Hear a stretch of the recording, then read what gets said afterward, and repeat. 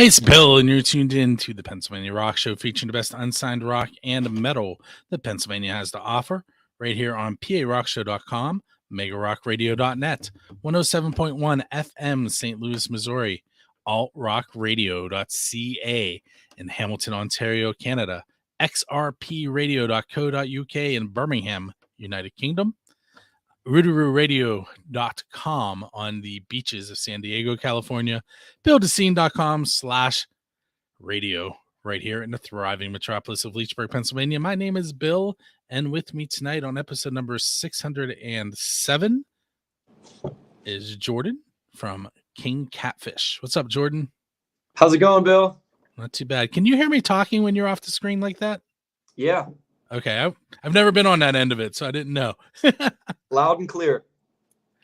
So you heard that FM station in there and understood why I said what I said before we came live, right? Oh yeah. So we have a little bit of reach here, about 250,000 hits a month, about 37,000 unique viewers each month.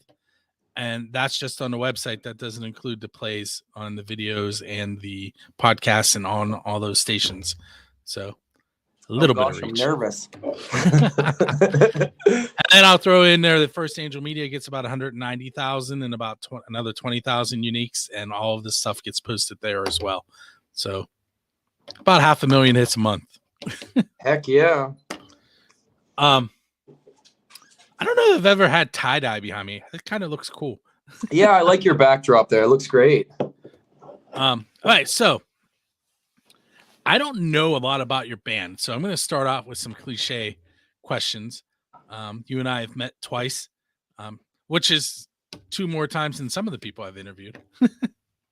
Good meetings both times. They were. I'm trying to think. We were at Squirrel Hill Sports Bar the second time, and I think the first time was at Halftime Bar and Grill. I think Halftime Lounge. Yeah. Halftime Lounge. That's it. Yeah, that's right. You had blue hair then. Yes. Yeah. I went from blue to blonde. I was gonna dye blue again, but I like the color this time, so I just kept it. I'm gonna have to start dyeing my beard. Maybe it's graying. It works, man. It works. Okay, so first cliche question: where did the name King Catfish come from? Short answer: Tinder. Medium answer: our old bassist came up with the name Kings of Catfish, or the Catfish of Kings, and I kind of slimmed it down. Now it's, I believe, what they call an anagram for Kurt Cobain. No, not really. It just happened to work out like that. But yeah, it's just like kind of a jokey name off of like all the people that catfish you from Tinder, like the popular dating app. I'm sure everyone knows what that means, but just in case you don't, that means the person on the other end is fake. Yeah, they're catfishing. Yeah. And we are the kings of it. So, so I don't ask a lot of those cliche questions. I find a way to pull the same answers out with more interesting ways of saying it. So with that said, we are out on tour. For some reason, you decided to let me drive the tour bus. Don't do that. But we're out on tour, and we're going from stop to stop. What is the soundtrack going to be between stops? What am I going to be playing? If you're in control? If I'm running, I'm driving, but you guys are telling me what to play. Okay. Well, if it's me, it's Chili Peppers or Glass Animals. I mean, if I'm looking for like good positive energy, if everything's like cool, or like if we're feeling like experimental, I'm pretty open to like whatever. But if it's me and we're looking for like some positive energy, Chili Peppers or Glass Animals, definitely. If you sit down on a park bench and your musical idol comes walking up and sits down beside you and says, you can ask me one question, who is going to be sitting next to you, and what's the one question you're asking? Well, it would probably be John Frusciante of the Chili Peppers, only because I met Anthony Kiedis before, and I was so messed up on alcohol and those kind of things that I asked some really weird questions. But so if Frusciante came up to me on a bench, I would just say, I would ask him, what's the recipe for how do I get as good as you at guitar? How do I get as good as you at guitar? But I feel like I already know the answer. He would just say practice. I feel like you just quoted a meme. I mean, it's pretty easy if you practice, you know. So one day you decide that you're going to pull a Robert Johnson and you head to a set of crossroads, looking to sell your soul to the devil to gain something musically. What are you going to trade the devil your soul for? Oh, well, I mean, it would be just the next John. I want to be the next John Lennon or the next Kurt Cobain. I want that kind of impact on musicians, and I want that kind of impact on the world. I mean, more realistically, though, the reason I did start to play music is because I wanted to have the impact Kurt Cobain and Nirvana had on me when I was 13. I want to affect some teenager or some person to, when they hear King Catfish or whatever band I'm in or whatever it is, I want them to hear me and be like, oh, I have to play guitar now. I have to, like, I know what I'm here for now, you know, and I just want that. So kind of a swerve on the answer, but like, yeah, that's my musical like goal in life. It's just to be what Kurt Cobain was for me. You know what I mean? So not too much to ask for. So 13 was when you decided you wanted to be a musician? No, actually. That's when I decided I wanted to play guitar.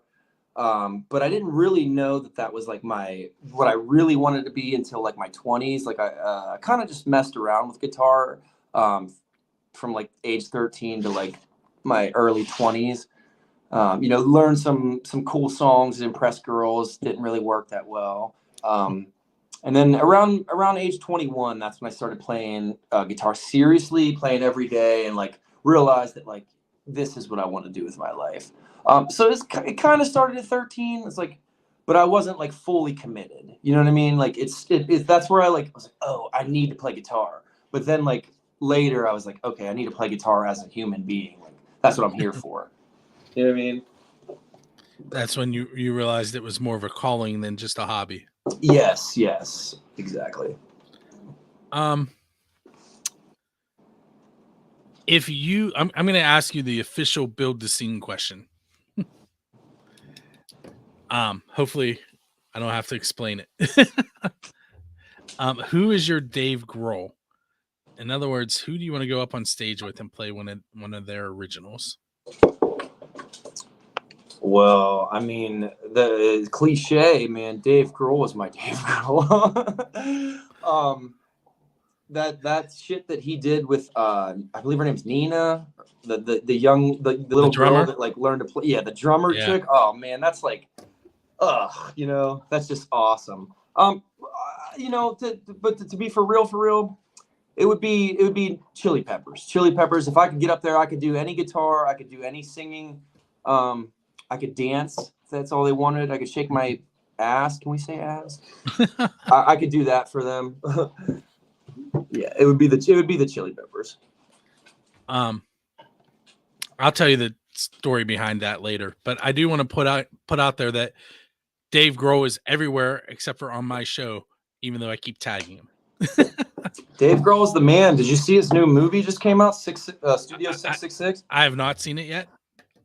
But I did Google to see if I could watch it on any of my streaming stuff, and you can't. Oh yeah, go to the theaters and see it. You have to go to the theater. I know this one quote says, "Play the fucking drums," and I'm like, all right, we have to go see that. Oh, the word. I'm sorry. Yeah, I'll beep that one out. But okay, my bad. I got you from here. So the one that it really hit me hard yesterday, he was on Hot Ones. And I was like, really? He's doing this and he won't come talk to me about music? Who's that, me or Dave Grohl? Dave Grohl. Oh. But I have a feeling that it would have more beeps than words if I was talking to him on the show. He does swear a lot for being such a kind, like, soul and like such a sweetheart. He does swear a lot. He definitely does. But all right, so what is something that has happened on stage while you were performing that embarrassed you that someone else in the band did? And you don't have to name names since there's nobody here to defend themselves, but you can give me a story. I wish that my bandmates were here so I could just like look at them and get inspiration. I'm trying to think something someone did one time.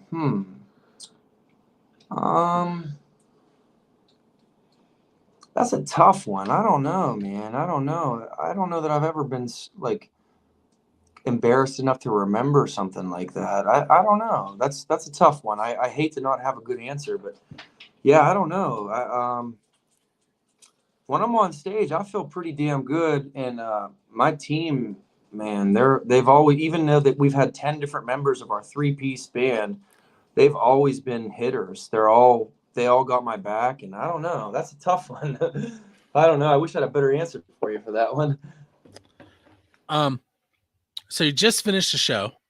You're carrying the equipment out to your vehicle, and there's a DeLorean sitting there with its door open and a flux capacitor in it. Where are you going, and who are you visiting with? I don't know. I don't want to keep quoting Nirvana Chili Peppers. I'm going back to the 60s, and I'm writing all the rock ballads and my band is going to be called God, and I'm just writing all the rock and roll ever. And I'm just going to steal Zeppelin, Metallica, everybody. They're all going to copy me. Fucked up. All right, so there's an apocalyptic. Yeah, that's okay. I'll get them. Sorry. There's an apocalyptic event, and all but a handful of people on Earth die, and one song from every band survives. Which King Catfish song is going to survive and help repopulate the Earth? Waiting. Okay, why that? It's the 9th track on our debut album, Americancer. It's the first drop tuning song that we have. So when we play live, we have 2 different guitars. We switch from standard tuning to drop tuning. People have compared it to like a Weezer song. It's one of our more like sweeter, upbeat, less grungy per se, less punk. I just think it's got a lot of meaning, a lot of deeper everything, like the guitar, the bass, the backup vocals. So our producer actually sang a 3rd vocal track, or 5th vocal track. He just added it one day, and he was like, "Hey, I sang on one of your choruses to give it more depth. I hope that's okay." And we were like, "Oh my God, that's beautiful. Thank you so much for wanting to be a part of our song." Waiting. I think that would definitely be the song. It's got a lot to it. It's got a pack a punch. You know what I mean? Mm-hmm. So you mentioned Metallica. They once played in Antarctica. Kiss once played in the ocean to sharks. What's a normal venue that you would like to play at? The Moon, obviously. We're gonna open for Lady Gaga. Obviously, she's still bigger than us, but the Moon. We want to be the first. I could definitely see her playing on the Moon. She was set to play there a long time ago, and then the Amazon boy took over. No.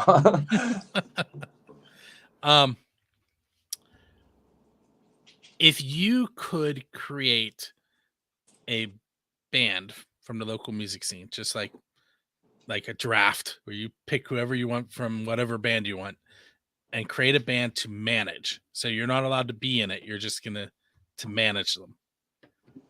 Who would you put together?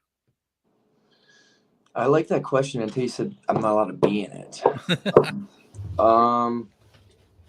Man, there are some hitters out there. I I don't know. Miles Mahoney from Back Alley Sound is one of the best guitarists out there, and I like his like funky style. He's a big John Frusciante fan. Another guy I really like on guitar, probably two guitarists, to be Miles Mahoney and then Isaiah from Jack Swing. I don't know who would play lead, who would play rhythm. They would have to figure that out on their own. But those two guys, I think, could really make some magic. Drummers, honestly, my drummer, Sam Berman. He's played in the summer camp. He plays in Knox Boys. He now plays in King Catfish. We actually have a Chili Peppers cover band that he plays in. I would pick him. He's the best effing drummer ever. Honestly, bass. It's weird. Dylan Courts from the Bleepy Things and Talion, best bassist out there. And then on vocals, I don't know. That would be tough because I'm like, I don't know. It'd probably be one of the many chick singers that I've seen. The Moat Rats singer is really awesome. I can't remember her name, but she I saw her play at the Thunderbird one time. She's got some serious powerful vocals, like Aretha Franklin stuff. And then if I have this option, I'm going to throw some keys in there, and it's Chris Gingerbeard. Chris Wood, his name is Gingerbeard, and he's a very, very talented keyboardist. And that's probably where I would end it. I might have some sax in and out, but that's my band right there. Cool. See, the cool thing about that question is when I hear bands that I haven't heard of yet, I can go look them up and see if I'm going to bring them on the show. Tag them so that they see that I was kissing their butts. Oh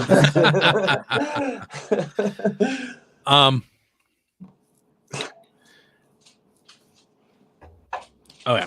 This show has been around since 2004. So some questions have been reused often, but this one's a relatively new question.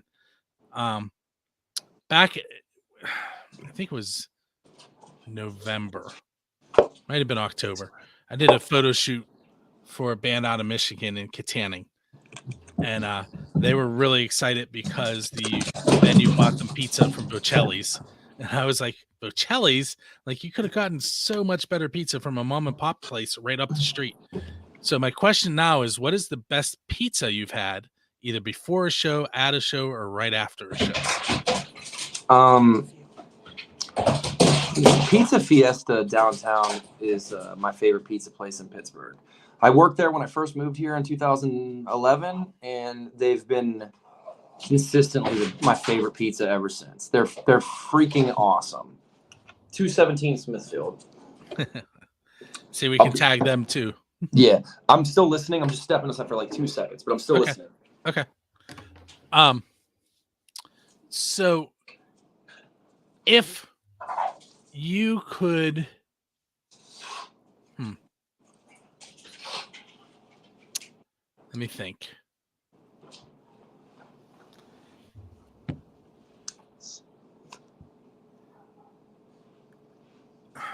See, I completely blanked. This is what happens when you teach kids all day and then come home to 3 more of them.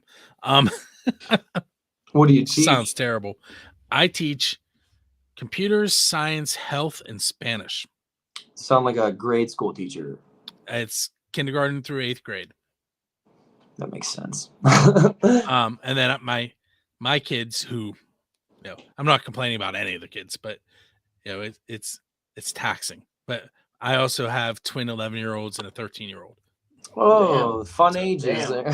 Yeah, that'll put some grays in there. Oh, that's what I was talking about earlier. I got a gray coming here in the beard. Nothing wrong with that. My kids are all musicians, which is awesome. Yeah, lucky you. That's cool. And they play a multitude of instruments. What is an instrument that you wanted to play that you have not gotten around to play? Piano. My buddy Dan here is going violin, but for me, it's keys. I think the keys are the foundation to all music.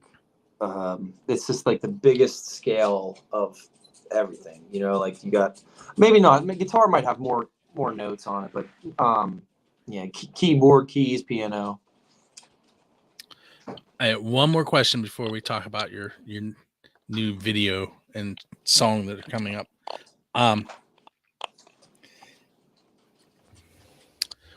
What is a song that you did not write that you wish you would have written? So it can be by anybody.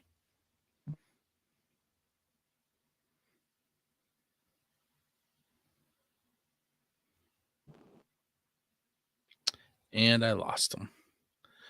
So this is the Pennsylvania Rock Show, episode number 607, 608, something like that. My name is Bill. I'm going to wait to see if Jordan makes his way back in here. My guess is this cell phone probably died. We'll see if he sends me a message or anything. Let's see what's going on here.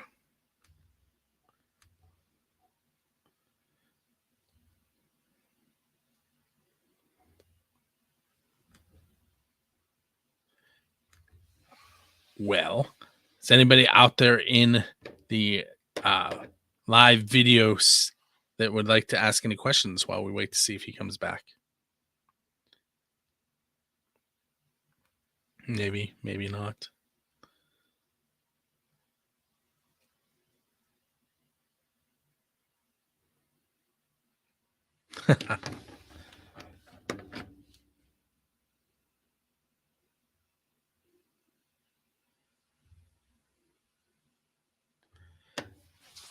So our guest, there he is.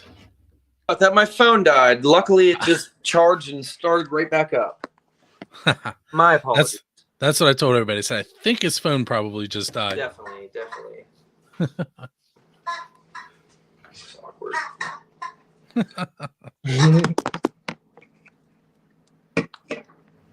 That looks better right there.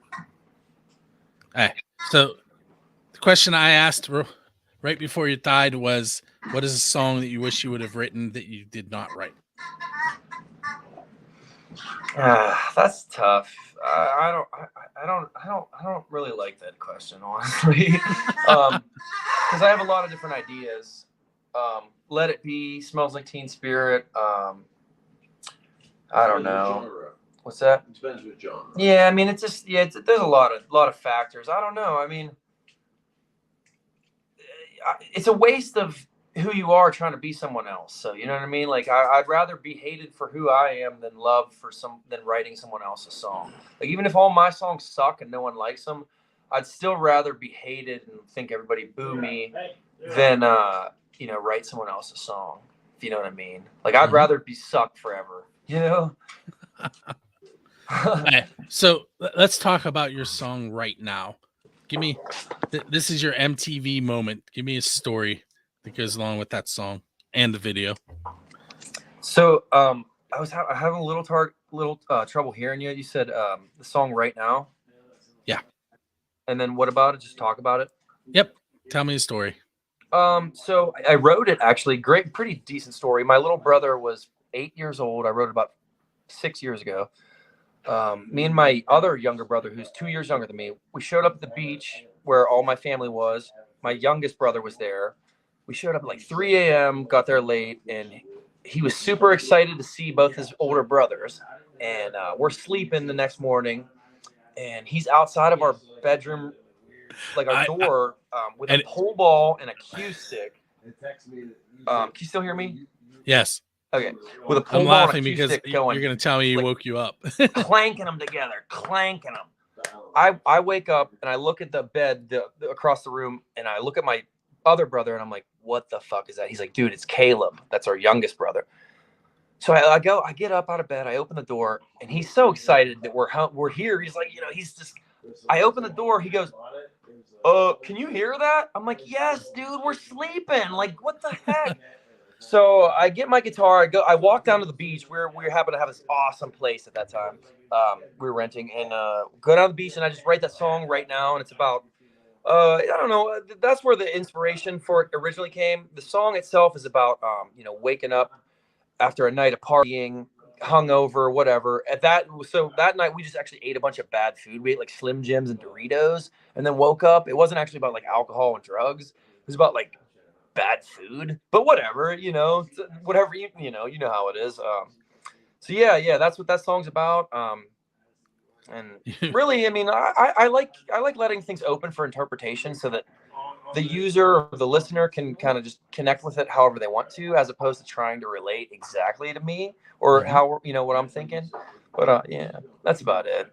All right. So what we're going to do is we're going to take a minute and listen to King Catfish's. Let me try that again. King Catfish's song right now. I don't know why that was such. There's a little bit of alliteration there, but King Cat shit, King Cat piss, whatever. It doesn't matter. So we're going to listen to right now, and we will be right back. For those of you that are tuned in live right now, you do not get to hear the song. You'll have to wait until Friday.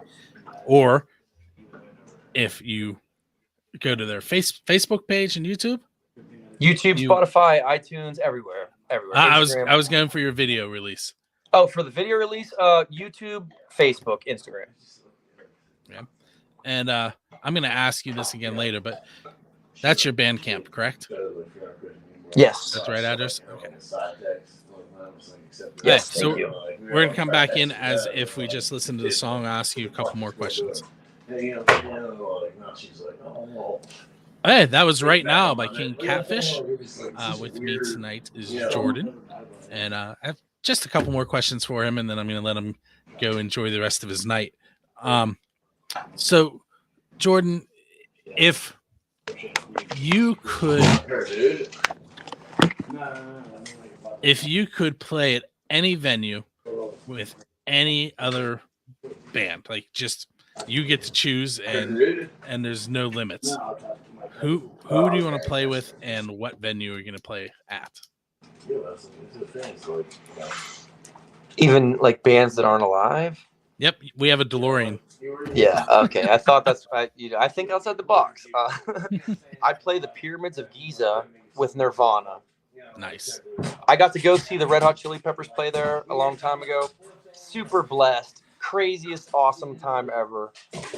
Yeah, we'd be playing the Red Hot, or we'd be playing the Pyramids of Giza, which is a venue actually. Only a couple bands have ever been able to play there. The Grateful Dead, Beyonce. Hey, you two cut it out. Dogs are playing. Yeah, with Nirvana. Or any venue with Nirvana, really. Let me see. All right. So I listened to your songs last night and again today. Thank you. Something that hit me immediately is I could see you playing a show with Crash Army and Neostem, and we both know both of those bands. Yes. Why hasn't that happened in recently? We've played with Neostem before, and Crash Army. I just started linking up with those guys like a couple months ago. We just can't get on the fucking right cycle with those guys, like as far as timing. Dude, they're so cool. Their new music video, their album that they put out, I think last year, is so good. Oh, so good. I love Crash Army. Just can't seem to get a date that we're not already playing with them, or we're not like, we don't want to play 2 shows in a row so that our crowd has dwindled. Right. And Neostem, we play with those guys. Actually, we only play with them once, but we have a show April 9th. We're playing with them. It's a benefit show. Every year it's humongous, apparently. And we're playing with those guys. Squirrel Hill Sports Bar. Yeah, exactly. Are you going to be there for that one? I will be there. Awesome. I will be taking photos if you're interested. Hey, you should come out to our show Wednesday and take pictures. We can talk about that after, but we'll pay you for that. The problem with Wednesday is it's a weekday. Yeah, tough for a dad. Well, that, and I have to leave my house at 6:30 in the morning to go to school. Well, so if this makes it any easier, we play at 7:00 at Tiki Lounge on Carson Street this Wednesday, March 2nd. It's at 7:00, and you can be done by 8:00. No worries if not. I completely understand, but that is more doable now. Yeah, we'll talk. Okay. That's like a hour drive home though. So I'm gonna have to run. Yeah, I'm gonna have to run that by the boss too. No worries. But if all you listeners are out there, Tiki Lounge, 7:00 Wednesday. Well, here, since you brought that up, what other shows do you have coming up? So we actually have an amazingly exciting show with this girl I've been seeing. She plays cello professionally with like Disturbed and like Trans-Siberian Orchestra, Michael Bublé, just to name drop a couple. We're gonna do Nirvana Unplugged, like MTV's Unplugged. Like I don't know if anybody remembers like that concert, but they have a cellist in there. You know, it's like think I'm just happy. It's really we sound so good. It's so fun playing with a cellist. That's April 29th at 222 Ormsby in Mount Oliver. Another bigger show. We're playing with Wheatus from the 90s. I'm just a teenage dirtbag. Remember that freaking band? We're playing with those guys. It actually just got moved back to November, but we're definitely playing with that band. So that's really big for us. Where's that one at? Sorry, the dogs are getting nuts again. What venue is that one at? Hard Rock Cafe, and that's in November. Other than that, we have Ohio tour at the end of March. We have Pittsburgh gigs in May. We're all over the place. Hey, enough. Come here. Come here. All those shows can be found on your Facebook page, I'm assuming? Yeah. We have all those shows listed. We try to list them strategically so that people come to every one of them. I feel like if you list them all at the same time, people pick and choose shows. Mm-hmm. So we try to be smart about like announcing them. But yeah, Wheatus, Nirvana, Wednesday, music video release. And if you're gonna, I don't have their Facebook address queued up, but I do have their Bandcamp. It's kingcatfish.bandcamp.com. But if you search King Catfish on Facebook and you find this profile picture behind me, that's exactly where I got it from. You'll know that you're at the right place and you can find those shows. So we kind of covered where you're playing and where they can find you. Do you have any last thoughts that you want to say before I send you off into the evening? Not really. Just freaking listen to us. If you hate us, then F you. If you don't, then give us a follow and a like. Yeah, I mean, I don't know. If anybody out there is listening and you're just like getting out there, like, trying an instrument, trying to be in a band, like just follow it. It's like the best thing I ever did with my life. I make no money off of it. I spend money. It's a negative monetary thing, but all the other stuff sounds very familiar. Yeah, all the other stuff you get from it, all the positive energy and vibes and love and relationships you get, and just the fun, and it's the best thing ever. Playing music is the best thing ever. You know what I mean? Like, if I don't get famous, who gives a crap? I love my life, and it's almost directly affected by music. It's directly affected because of music. Playing in a band is the best thing I ever did with my life. I'll just feel shortened version of this. I really wasn't into music other than like listening to what was on the radio until my freshman year of college, when I ran into a website for a local band that I just happened to know two of the members, and that's what kicked off everything that I do now. Sparked it all. It did. And if anyone wants to hear that story, I've told it probably. This is episode 607, I think, or 608, and I've probably told that story 200 times on this show. So go listen to the back catalog. You'll find it. I mean, I got time. I ain't going anywhere. But that's cool. I'll tell you off the air. All right, so this has been the Pennsylvania Rock Show featuring Jordan from King Catfish, who you can find at kingcatfish.bandcamp.com. That is awesome. And for those of you who are not seeing the video, you're watching the podcast, he has King Catfish tattooed on his chest. Also chili peppers. This one's even newer. If you can see this one. Can you see who that is? Wasn't meant to interrupt you. It was just kind of like me doing my weird on this. You still there?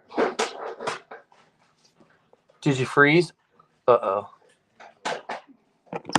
Uh-oh. Did you freeze? Bill, did you freeze?